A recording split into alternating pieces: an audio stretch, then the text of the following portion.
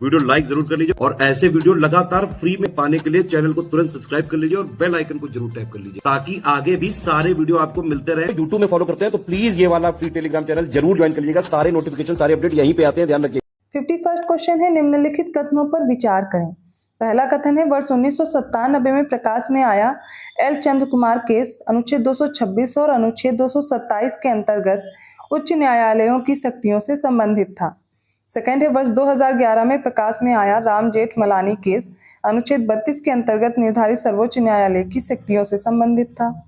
Third है, वर्ष 1995 में प्रकाश में आए LIC ऑफ इंडिया केस में सर्वोच्च न्यायालय ने एक बार फिर कहा था कि प्रस्तावना भारतीय संविधान का अभिन्न अंग है। इसमें कौन से स्टेटमेंट करेक्ट है? ऑप्शन ए केवल पहला, ऑप्शन बी केवल दूसरा और तीसरा, ऑप्शन सी पहला, दूसरा और तीसरा और ऑप्शन डी केवल दूसरा। Right answer is option C. तीनों स्टेटमेंट आपको करेक्ट दिए गए हैं, इनको आप लर्न भी कर लीजिए।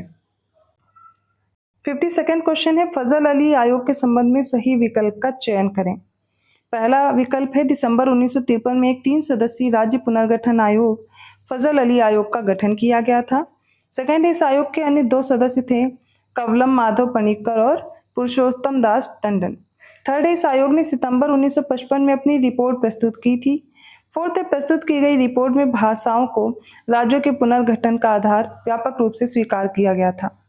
अब नीचे दिए गए कूट के अनुसार सही उत्तर का चयन करना है। ऑप्शन ए है only first and second, option B only first second and third, option C only first third and fourth, option D है 1 सेकेंड थर्ड एंड फोर्थ, सारे के सारे।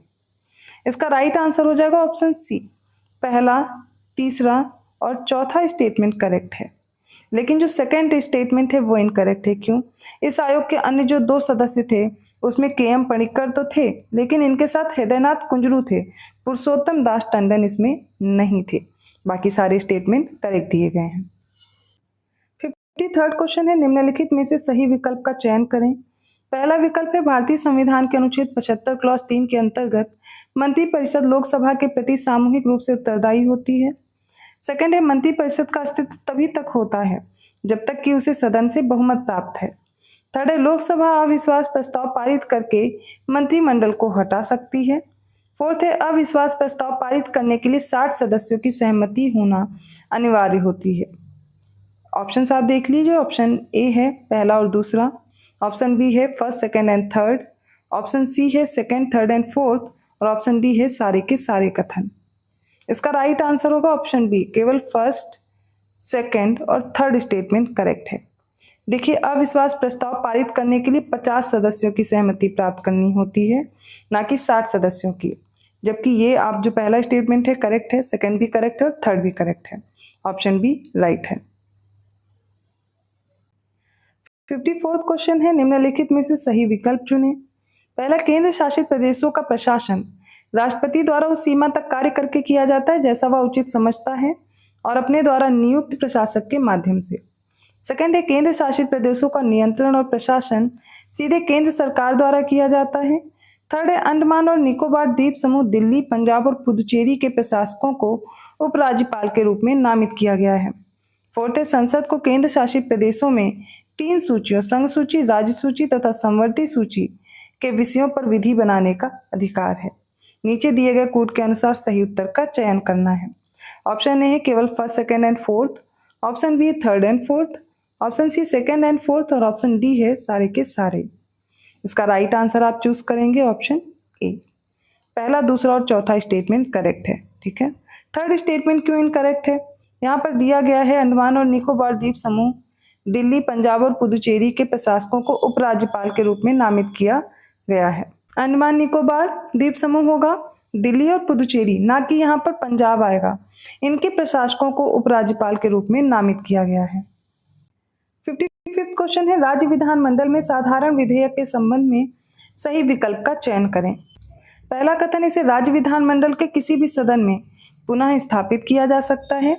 सेकंड, इसे किसी मंत्री या फिर गैर सरकारी सदस्य द्वारा पेश किया जा सकता है। थर्ड, इसे तभी पारित माना जाता है जब इसमें संशोधन के साथ या उसके बिना राज्य विधानमंडल के दोनों सदनों की सहमति हो। फोर्थ है, भारतीय संविधान में किसी भी विधेयक के मसौदे पर राज्य विधानमंडल के दोनों सदनों की संयुक्त बैठक का प्रावधान है। ऑप्शन आपके सामने हैं। ऑप्शन ए है first second and third, option B है third and fourth, option C second and fourth और option D first second third and fourth. इसका राइट आंसर हो जाएगा ऑप्शन ए, पहला दूसरा और तीसरा स्टेटमेंट करेक्ट है। फोर्थ क्यों इनकरेक्ट है? भारतीय संविधान में किसी भी विधेयक के मसौदे पर राज्य विधानमंडल के दोनों सदनों की संयुक्त बैठक का प्रावधान नहीं है, यहाँ पर नहीं होना चाहिए था, इसलिए ऑप्शन ए करेक्ट है। 56 क्वेश्चन है, निम्नलिखित में से कौन से निकाय गृह मंत्रालय के अंतर्गत कार्य करते हैं? पहला है राष्ट्रीय मानवाधिकार आयोग, सेकंड है अंतर्राज्यीय परिषद, थर्ड है राष्ट्रीय आपदा प्रबंधन प्राधिकरण और फोर्थ है केंद्रीय सतर्कता आयोग। नीचे दिए गए कूट का प्रयोग करके सही उत्तर का चयन करना है। ऑप्शन ए केवल पहला और दूसरा सही है, ऑप्शन बी केवल दूसरा तीसरा और चौथा सही है, ऑप्शन सी केवल पहला दूसरा और तीसरा सही है, ऑप्शन डी है चारों के चारों। बट इसका राइट आंसर आप चूज करेंगे ऑप्शन सी, राष्ट्रीय मानवाधिकार आयोग, अंतर्राज्यीय परिषद और राष्ट्रीय आपदा प्रबंधन प्राधिकरण। ये सारे के सारे मिनिस्ट्री ऑफ होम अफेयर्स में आते हैं, लेकिन जो केंद्रीय सतर्कता आयोग है ये आता है कार्मिक मंत्रालय में। ठीक है, तो बाकी सारे ऑप्शंस आपको सही दिए गए थे, ऑप्शन सी करेक्ट है। लेकिन जो केंद्रीय सतर्कता आयोग है या फिर सेंट्रल विजिलेंस कमीशन है, मिनिस्ट्री ऑफ पर्सनल में आता है, बाकी सारे मिनिस्ट्री ऑफ होम अफेयर्स में है। 57वां क्वेश्चन है, निम्नलिखित में से सही विकल्प चुनें। राज्य दिए गए हैं और उनकी लोकसभा की सीटें दी गई हैं। उत्तर प्रदेश में 80 लोकसभा सीटें हैं, सेकंड है एमपी में 29 है, थर्ड है महाराष्ट्र में 48 है, फोर्थ है राजस्थान में 25 है और फिफ्थ है बिहार में 42 है। बताना है कौन सा सही उत्तर है। Option A 1 2 3 4, option B 1 4 5, option C 3 4 5 और ऑप्शन डी 1 3 4 5। राइट आंसर है ऑप्शन ए। उत्तर प्रदेश में 80 हैं सीटें, एमपी में 29 है, महाराष्ट्र में 48 है और राजस्थान में 25 है, लेकिन बिहार में 40 है, ना कि 42 है। 58 क्वेश्चन है, निम्नलिखित में से सही विकल्प चुनें। पहला विकल्प है संसद के किसी भी सदन का कोई सदस्य बिना अनुमति के अनुपस्थित रहने की अधिकतम अवधि 60 दिन है, जिसके बाद उसकी सीट जो है वो रिक्त घोषित की जा सकती है। सेकंड है गिरफ्तार या हिरासत में लिए गए किसी भी व्यक्ति को अधिकतम 48 घंटे के भीतर निकटतम मजिस्ट्रेट के सामने पेश किया जाना चाहिए। कौन सा उत्तर सही है? ऑप्शन ए केवल पहला, ऑप्शन बी केवल दूसरा, ऑप्शन सी पहला और दूसरा दोनों और ऑप्शन डी इनमें से कोई नहीं। राइट आंसर होगा ऑप्शन ए केवल पहला। गिरफ्तार या हिरासत में लिए गए किसी भी व्यक्ति को 24 घंटे के अंदर पेश करना होता है निकटतम मजिस्ट्रेट के सामने, ना कि 48 घंटे। इसमें जो आने जाने का जो समय है वो नहीं गिना जाता है। बाकी पहला स्टेटमेंट करेक्ट दिया गया है। 59वां क्वेश्चन है, निम्नलिखित में से सही विकल्प का चयन करें। पहला स्टेटमेंट है संसद या राज्यसभा के दो सत्रों के बीच अधिकतम अंतराल 6 महीने का होता है। सेकंड है राष्ट्रपति की मृत्यु, त्यागपत्र, पद से हटाए जाने या किसी अन्य कारण से हुई जो रिक्ति है इसको भरने के लिए चुनाव कराने की अधिकतम अवधि 6 महीने है।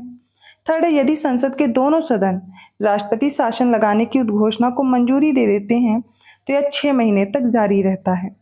फोर्थ है राष्ट्रपति शासन को अधिकतम 2 साल तक बढ़ाया जा सकता है, लेकिन हर 6 महीने में इसकी मंजूरी अनिवार्य है।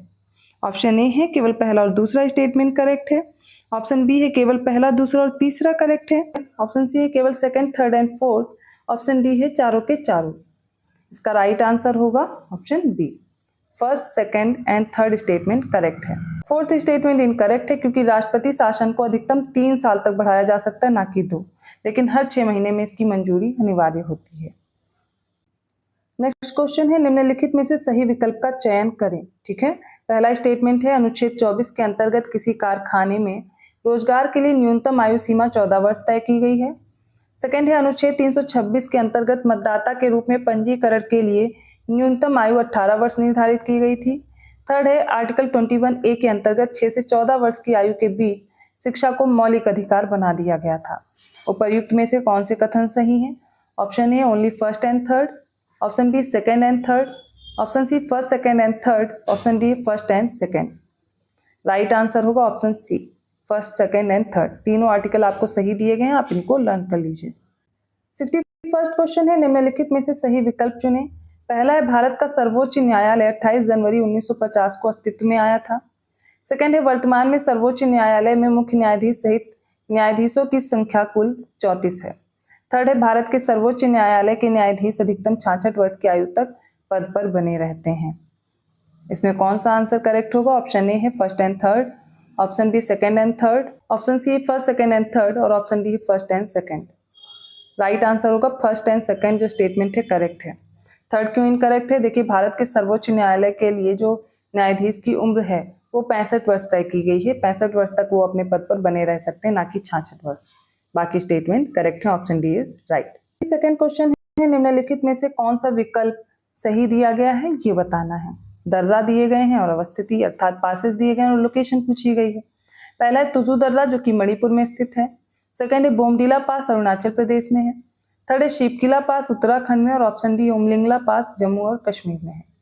कौन से करेक्ट है? Option A first and second, option B first second and third, option C second third and fourth और option D first second and third and fourth. Right answer हो जाएगा ऑप्शन ए। इसमें तुजू पास मणिपुर में है और बोमडीला पास अरुणाचल प्रदेश में है। तो शिवकिला पास कहाँ है? शिवकिला है हिमाचल प्रदेश में, ना कि उत्तराखंड में है। उमलिंगला पास कहाँ है? यह है लद्दाख में, ना कि जम्मू कश्मीर में। बहुत बार कंफ्यूजन होती है उत्तराखंड और हिमाचल प्रदेश में, जम्मू कश्मीर और लद्दाख में। यहाँ पर ऑप्शन ए राइट है। ओके।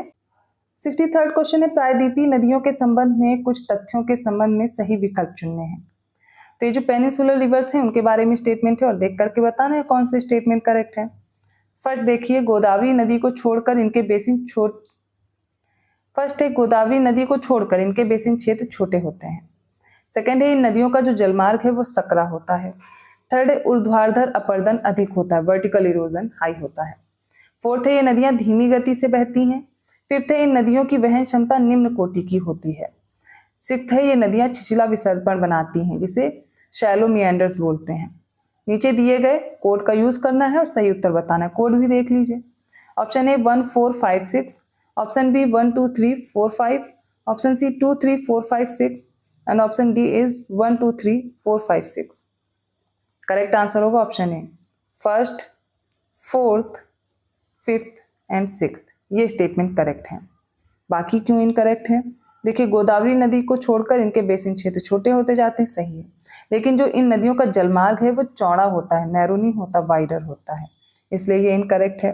ऊर्ध्वाधर अपरदन बताया जा रहा होता है, इसमें नगण्य होता है। वर्टिकल इरोजन बिल्कुल नाम मात्र का होता नहीं होता है, इसलिए थर्ड भी इनकरेक्ट है। बाकी सारे करेक्ट है। 64th क्वेश्चन में सही विकल्प चुनना है। कुछ राज्य हैं और उनके वाटरफॉल्स हैं। स्टेट में तमिलनाडु है, तमिलनाडु में किलियूर जलप्रपात दिया गया है। सेकंड है गोवा में दूधसागर जलप्रपात। थर्ड है कोरापुट उड़ीसा में दुदुमा जलप्रपात और फोर्थ है उड़ीसा में तीरथगढ़ जलप्रपात है। कौन से ऑप्शंस करेक्ट हैं? Option A first and second, option B है only first second and third, option C only second third and fourth, option D है सारे। राइट आंसर आप क्या चूज करेंगे? Option B. तमिलनाडु में किलियूर जलप्रपात है, सही है। गोवा में दूधसागर जलप्रपात है, ये भी सही है। कोरापुट उड़ीसा में मशकुंड इसे ही बोलते हैं और दुदुमा जलप्रपात भी इसे ही बोलते हैं, यही है। लेकिन जो ओडिशा में दिया गया तीरथगढ़ जलप्रपात ये गलत है, ये छत्तीसगढ़ में है, ना कि उड़ीसा में है। ठीक है, छत्तीसगढ़ में है तीरथगढ़ जलप्रपात। एक और बहुत इंपॉर्टेंट जलप्रपात है जिसे आपको याद रखना चाहिए, मिजोरम के सेरशिप जिले में है। वांतवांग खावथला बोलते हैं, वांतवांग झरना बोलते हैं इसे, या फिर वांतवांग खावथला भी बोला जाता है। ऑप्शन यहाँ पर बी करेक्ट है, राइट। 65th क्वेश्चन है निम्नलिखित में से किस नदी बेसिन का क्षेत्रफल दिए गए सभी नदी बेसिनों में सबसे कम है? ऑप्शन ए कृष्णा नदी बेसिन, ऑप्शन बी है ब्रह्मपुत्र नदी basin, option C Mahanadi basin या फिर ऑप्शन डी है नर्मदा नदी बेसिन। राइट आंसर हो जाएगा ऑप्शन डी। इनमें से क्षेत्रफल द्वारा अगर सबसे ज्यादा देखा, क्षेत्रफल की दृष्टि से सबसे कम क्षेत्रफल हो जाएगा नर्मदा नदी बेसिन। सबसे कम नर्मदा बेसिन होगा और सबसे ज्यादा किसका है? कृष्णा नदी। कृष्णा के बाद ब्रह्मपुत्र है, फिर महानदी है और उसके बाद नर्मदा नदी बेसिन का क्षेत्रफल है। 66th क्वेश्चन देखते हैं, निम्नलिखित में से सही विकल्प चुनें। ठीक है, कुछ बांध दिए गए हैं और वो किस नदी पर स्थित हैं ये पूछा गया है। ऑप्शन ए तुंगभद्रा बांध कावेरी नदी पर है, ऑप्शन बी है रिहंद बांध चंबल नदी पर, ऑप्शन सी मैथन बांध दिया गया है बराकर नदी पर और इसके अलावा कोयना बांध दिया गया है गोदावरी नदी पर। कोई एक जो है सही दिया गया है और वो हो जाएगा ऑप्शन सी, मैथन बांध है बराकर नदी पर। फिर तुंगभद्रा बांध किस पर है? ये कर्नाटक में है, तुंगभद्रा नदी पर, ना कि कावेरी नदी पर। रिहंद बांध है उत्तर प्रदेश में, रिहंद नदी पर, ना कि चंबल नदी पर। मैथन बांध है बराकर नदी पर, कहाँ पर है? झारखंड में है, याद रखिएगा। कोयना बांध कहाँ पर है? ये कोयना नदी पर स्थित है, ना कि गोदावरी नदी पर, ये महाराष्ट्र में है। ऑप्शन सी राइट है। 67वां क्वेश्चन है, निम्नलिखित में से सही विकल्प चुनें। पहला न्यू मैंगलोर पत्तन कर्नाटक में स्थित है। सेकंड है केरल में वेम्बनाड कयाल अरब सागर की रानी क्वीन ऑफ अरेबियन सी के मुहाने पर अवस्थित कोच्चि पत्तन भी एक प्राकृतिक पत्तन है। थर्ड है तमिलनाडु राज्य में पूर्वी तट पर अवस्थित चेन्नई पत्तन सबसे पुराने पत्तनों में से एक है या प्राकृतिक पत्तन है। फोर्थ है गोवा में जुआरी ज्वार नदमुख के मुहाने पर अवस्थित मर्मगांव पत्तन एक कृत्रिम बंदरगाह है। कौन से ऑप्शंस करेक्ट हैं? ऑप्शन ए है केवल पहला और दूसरा, ऑप्शन बी केवल पहला दूसरा और तीसरा, option C second third and fourth, option D है सारे। इसका राइट आंसर होगा ऑप्शन ए, पहला और सेकंड स्टेटमेंट करेक्ट है। थर्ड स्टेटमेंट क्यों इनकरेक्ट है? तमिलनाडु राज्य में पूर्वी तट पर जो स्थित है चेन्नई पत्तन, ये सबसे पुराने पत्तनों में से एक है और ये एक तरह का कृत्रिम पत्तन है, ना कि इसको प्राकृतिक बोलेंगे तो ये आर्टिफिशियल है, मैनमेड है। फोर्थ क्यों इनकरेक्ट है वो भी देख लीजिए। गोवा में जुआरी ज्वार नदमुख के मुहाने पर अवस्थित है मर्मगांव पोर्ट, ये एक तरह का प्राकृतिक है, ठीक है, ये आर्टिफिशियल नहीं है, ये क्या है, एक तरह का प्राकृतिक बंदरगाह है। ज़्यादातर आप देखेंगे जो भी वेस्टर्न साइड्स पे पोर्ट हैं वो ज़्यादातर आप देखेंगे प्राकृतिक ही हैं, लेकिन जो ईस्टर्न साइड्स पे हैं वो आप देखेंगे कैसे हो जाएंगे, आर्टिफिशियल या फिर मैनमेड। 68 क्वेश्चन है, निम्नलिखित में से सही विकल्प चुनें। एक तरफ स्टेट दिए गए हैं, दूसरे उनके हॉट स्प्रिंग्स दिए गए हैं और देख करके बताना है कौन सा पेयर करेक्ट दिया गया है। पहला है हिमाचल प्रदेश में पनामिक है। सेकंड है झारखंड का हॉट स्प्रिंग है तत्तापानी। थर्ड है उत्तराखंड का है सहस्त्रधारा और फोर्थ है सिक्किम का है फुलचाचू। कौन से ऑप्शंस करेक्ट हैं? ऑप्शन ए है केवल पहला और दूसरा, ऑप्शन सी है केवल दूसरा तीसरा और चौथा, ऑप्शन डी है चारों के चारों। इसका राइट आंसर होगा ऑप्शन सी, दूसरा तीसरा और चौथा करेक्ट दिया गया है। झारखंड में तत्तापानी है, उत्तराखंड का सहस्त्रधारा है और सिक्किम का फुलचाचू है। लेकिन जो हिमाचल प्रदेश में पनामिक दिया गया है ये लद्दाख का है, ना कि हिमाचल प्रदेश का है, आपको याद रखना होगा। तो आपको सारे याद हो जाएंगे अब। लद्दाख में पनामिक है, झारखंड का तत्तापानी है, हिमाचल प्रदेश में भी एक है तत्तापानी, ठीक है, तो आपको दोनों याद रखने होंगे। झारखंड का तत्तापानी है और हिमाचल प्रदेश का तत्तापानी है, उत्तराखंड का सहस्त्रधारा है और सिक्किम का है फुलचाचू। 69वां क्वेश्चन है, निम्नलिखित में से सही विकल्प का चयन करें। एक तरफ सिफ्टी कल्टीवेशन है, दूसरी तरफ उनके रीजन है। तो स्थानांतरित कृषि और उनके क्षेत्र पूछे गए हैं। पहला है कुरुआ, झारखंड में बोलते हैं इसे, पामलू बोलते हैं मणिपुर में, खिल कहते हैं हिमालयी क्षेत्र में और बत्रा बोलते हैं दक्षिण पूर्वी राजस्थान में। ऑप्शन ए है केवल पहला और दूसरा सही है, ऑप्शन बी है only second third and fourth are correct, option C only first second and third are correct, option D is 1 2 3 and fourth all are correct. इसका राइट आंसर होगा ऑप्शन डी, सारे करेक्ट हैं। कुरुआ बोलेंगे झारखंड में, पामलू मणिपुर में, खिल हिमालयी क्षेत्र में और बत्रा है दक्षिण पूर्वी राजस्थान में। अगला प्रश्न है, धारवाड़ व्यवस्था के संबंध में सही विकल्प का चयन करें। पहला स्टेटमेंट है चंपानेर श्रृंखला हरे संगमरमर की विविधता के लिए प्रसिद्ध है। सेकंड है रियोली सीरीज, इसमें पत्थर मकराना संगमरमर की प्रचुरता है। थर्ड है सिकोली श्रृंखला, यहाँ अभ्रक डोलोमाइट शिस्ट और संगमरमर प्रचुर मात्रा में है। उपयुक्त में से कौन से या कौन सा कथन सही है? ऑप्शन ए है only 1 and third, option B है only second and third, option C 1 second and third, option D is 1 and 2। Right answer इसका हो जाएगा ऑप्शन सी, तीनों के तीनों करेक्ट दिए गए हैं। 71 है, निम्नलिखित में से सही विकल्प का चयन करें। ठीक है, तो पहली है गलील सागर झील जो कि इजराइल और सीरिया में स्थित है। सेकंड है हामोन झील, ईरान और अफगानिस्तान की सीमा पर है। थर्ड है टिटिकाका लेक जो पेरू और चिली में दी गई है। फोर्थ है अरल सागर लेक जो तुर्कमेनिस्तान और उज्बेकिस्तान में स्थित है। कौन से पेयर्स करेक्ट दिए गए हैं? ऑप्शन ए है first second and third, option B है केवल थर्ड और fourth, option C first and second, option D है चार। राइट आंसर इसका हो जाएगा option C, first and second correct दिया गया। गलील सागर झील कहाँ है? इजराइल और सीरिया में। हामोन झील कहाँ है? ईरान और अफगानिस्तान की सीमा पर। लेकिन जो टिटिकाका लेक है ये पेरू और बोलीविया की सीमा पर है, ना कि पेरू और चिली। अरल सागर लेक ये कजाकिस्तान और उज्बेकिस्तान की सीमा पर है। तो अरल सागर लेक और टिटिकाका आपको इनकरेक्ट दी गई थी, ये आप लर्न कर सकते हैं, बाकी करेक्ट दी गई हैं। ये जो लेक टिटिकाका है ये हाईएस्ट नेविगेटिंग लेक है, मतलब सबसे ऊंचाई पर स्थित नौकागम्य झील है लेक टिटिकाका। 72nd क्वेश्चन है, निम्नलिखित में से सही विकल्प चुनें। सारे विकल्प देखिए। अफ्रीका का सबसे ऊंचा पर्वत है माउंट किलिमंजारो। सेकेंड है ऑस्ट्रेलिया का सबसे ऊंचा पर्वत है माउंट कोसियुस्को।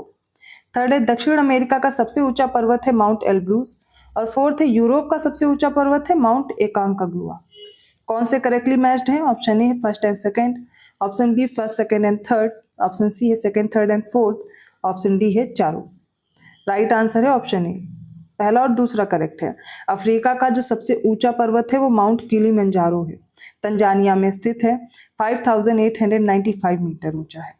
ऑस्ट्रेलिया का सबसे ऊंचा पर्वत है माउंट कोसियुस्को या फिर कोसियुस्को भी बोलते हैं इसको, ये 2228 मीटर है।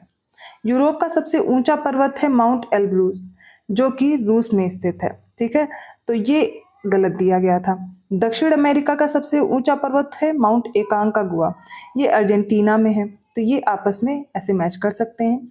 अर्जेंटीना में स्थित है माउंट एकांकागुआ, इसकी जो हाइट है वो 6962 है। माउंट एल्ब्रूस की बात करूं तो 5642 मीटर है। ये याद रखिएगा, पहला और सेकंड करेक्टली मैच्ड है।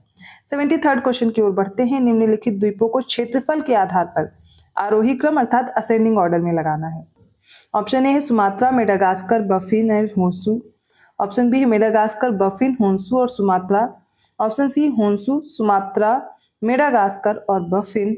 और इसके बाद जो लास्ट ऑप्शन है option D, Baffin, Honshu, Sumatra और मेडागास्कर। जब देखिए क्षेत्रफल की बात करेंगे तो इसका करेक्ट जो अरेंजमेंट हो जाएगा वो हो जाएगा ऑप्शन सी। सबसे छोटा है होंसू, उससे बड़ा है सुमात्रा, सुमात्रा से बड़ा है मेडागास्कर और उससे बड़ा है बफिन। बफिन आइलैंड सबसे बड़ा है। तो ये जो मेडागास्कर है अफ्रीका के दक्षिण पूर्वी तट पर स्थित है। बफिन जो है ये कनाडा में स्थित है। सुमात्रा इंडोनेशिया का द्वीप है। होंशु द्वीप जो है वो जापान का है। निम्नलिखित में से सही विकल्प चुनें। 74th क्वेश्चन है। पहला है चिया पास पठार तुर्की में है। ऑप्शन बी एबिसीनियन पठार पूर्वी अफ्रीका में है। ऑप्शन सी किम्बरले पठार दक्षिण मैक्सिको में है। और ऑप्शन डी अनातोलिया का पठार ऑस्ट्रेलिया में है। इसका राइट आंसर हो जाएगा ऑप्शन बी। एबिसीनियन जो पठार है ये पूर्वी अफ्रीका में स्थित है, इथियोपिया में, यही करेक्ट है। इसके अलावा जो चिया पास पठार है ये दक्षिण मैक्सिको में है। इसके अलावा जो किम्बरले पठार है ये ऑस्ट्रेलिया में है। अनातोलिया का पठार है तुर्की में, ठीक है, ऑप्शन बी करेक्ट है। 75th क्वेश्चन है। निम्नलिखित में से सही विकल्प चुनें। देखिए कुल जलडमरू मध्य दिए गए हैं अर्थात स्टेट्स दी गई हैं और उनकी जो लोकेशन है वो पूछी गई है। पहली है मलक्का जलडमरू मध्य जो निकोबार सागर और दक्षिण चीन सागर के मध्य है। बी है पाक जलडमरू मध्य जो कि पाक की खाड़ी और अरब सागर में है। सी है जिब्राल्टर जलडमरू मध्य भूमध्य सागर और अटलांटिक सागर के मध्य है। डी है बास्पोरस जलडमरू मध्य जो लाल सागर और मरमरा सागर के बीच है। इसमें एक जो करेक्ट है वो है जिब्राल्टर जल संधि, ये मेडिटेरेनियन सी और अटलांटिक ओशन के बीच में स्थित है।